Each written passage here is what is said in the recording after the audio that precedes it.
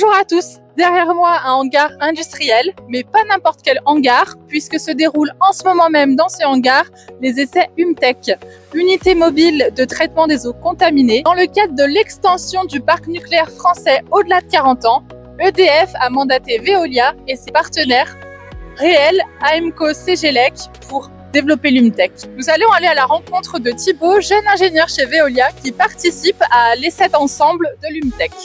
Bonjour Thibaut, merci de nous accueillir sur le site des essais de l'UMTech. Est-ce que tu peux nous expliquer comment est composé l'UMTech et en quoi consistent les essais? Donc l'UMTech est composé de 5 skids, 2 skids électricité contrôle commande et 3 skids procédés. Les 3 skids procédés sont le skid de pré-traitement, le skid de traitement et le skid réactif. Le bâtiment réacteur est lui simulé par un banc d'essai. À quoi consiste le banc d'essai, Thibaut? Le banc d'essai, il sert à simuler le bâtiment réacteur dans les différentes gammes de pression et débit dans lesquelles il va être amené à être lors de la filtration. Ce que je te propose, c'est que tu vas nous montrer directement à quoi peut ressembler un banc d'essai qui simule le bâtiment réacteur. Nous voilà devant le banc d'essai. Est-ce que tu peux nous expliquer, Thibaut, le principe du banc d'essai? Le banc d'essai est la pièce maîtresse des essais puisqu'elle va permettre de simuler le débit et la pression du bâtiment réacteur pour venir tester toutes les plages de fonctionnement de l'UMTech et venir vérifier que toutes les séquences fonctionnent bien. Qu'est-ce que ça représente en termes de travail? Quel travail a été fourni en amont pour préparer de tels essais?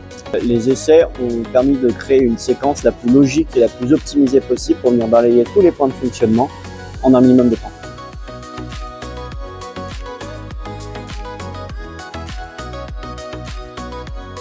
On se trouve ici dans le skid de traitement. Donc le skid de traitement est la pièce maîtresse de l'UMTech. C'est le skid le plus dense. Donc on peut voir un grand nombre de tuyauteries, de vannes, de pompes, de clapets, etc. Donc tout est motorisé et pilotable à distance. Donc c'est vraiment le c'est vraiment le gros challenge qui nous attend sur les mois à venir. Ça va être de mettre en service toute cette installation. On a aussi également au-dessus les vérins des plaques Stobin, donc qui vont gérer la connexion aux cartouches. Donc, tout ça va être mis au point dans les mois à venir.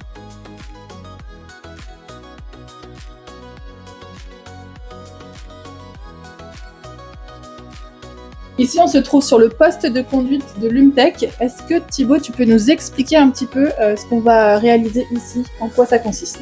Donc le poste de conduite de l'UMTech est donc le poste dans lequel toutes les opérations vont être lancées pour pouvoir réaliser les différents essais et en cas d'exploitation. Pour les essais, on va venir dérouler différentes procédures d'essais qui ont été rédigées pendant de nombreux mois en amont lors de la préparation de cette séquence d'essais. On a fait un gros travail d'exhaustivité sur ces essais pour ne pas oublier de fonctionnalités qui pourraient être un petit peu cachées ou moins évidentes.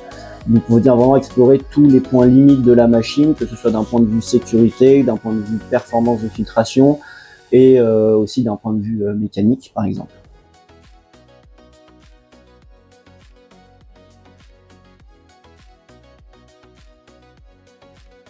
Merci Thibaut pour toutes ces explications.